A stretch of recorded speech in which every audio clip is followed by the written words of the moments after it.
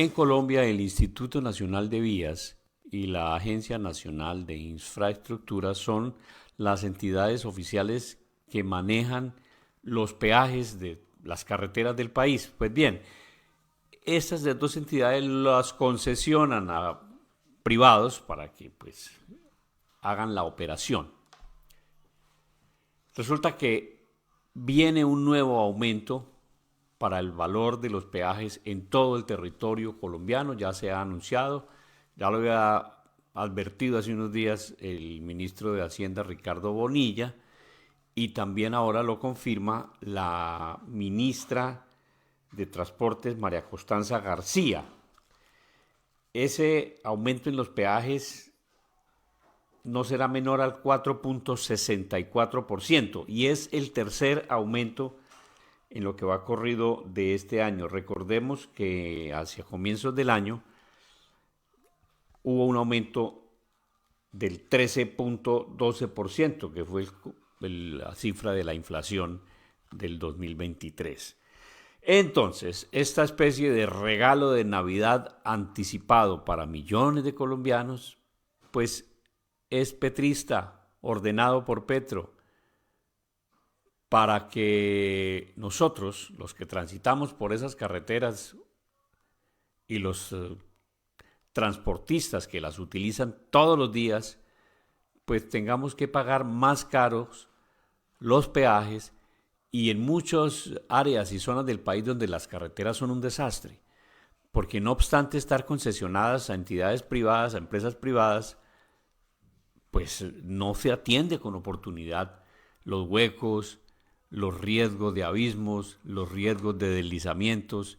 Son innumerables las cantidades de heridos y muertos que se causan en Colombia por culpa de la mala situación, el mal estado de las vías. Así que entonces, aumento en los peajes nuevamente al finalizar 2024, porque llegó Navidad y Petro nos clava con ese nuevo aumento en los peajes. La ministra de Transporte, María Constanza García, hizo varias revelaciones en Noticias con la más importante, un nuevo aumento del 4.64% en los peajes antes de finalizar el año. En diálogo con Luisa Fernanda Fernández, la ministra también fijó fecha para comenzar a cobrar la valorización en la costa Caribe y cómo se aplicará a los predios ubicados sobre vías de cuarta generación. Hablando de concesiones y teniendo en cuenta que en menos de un mes y medio se cierra el año, muchas de ellas han solicitado que se haga el verdadero ajuste a la tarifa de peajes, porque para este año no se realizó porcentualmente el ajuste que tenía que hacerse por inflación.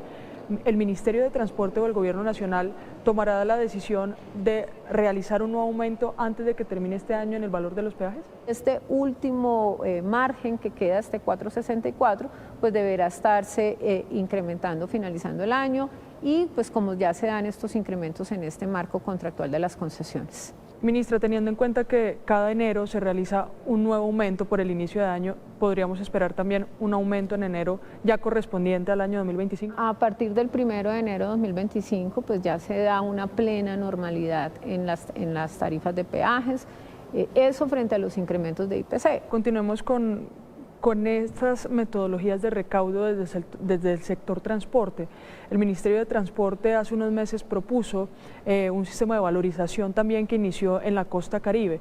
¿Cómo va ese sistema de valorización? ¿Cómo se va a seguir aplicando en el país?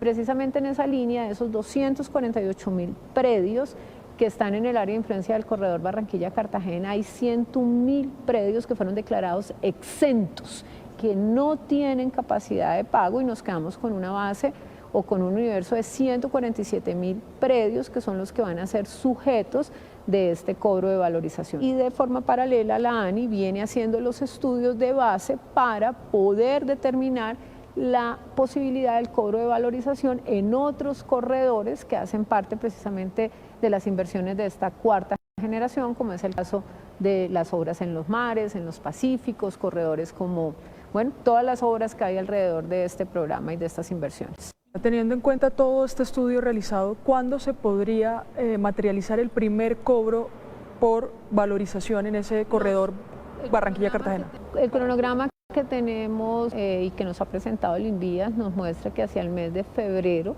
de 2025 se estaría dando la primera fase de esos cobros. Hablaba usted recientemente de los proyectos también de cuarta y de quinta generación. Hasta el momento, ¿cómo avanzan esos proyectos? Usted hablaba de 30 proyectos que llevan unos años, que deberían estar en operación y que no lo están.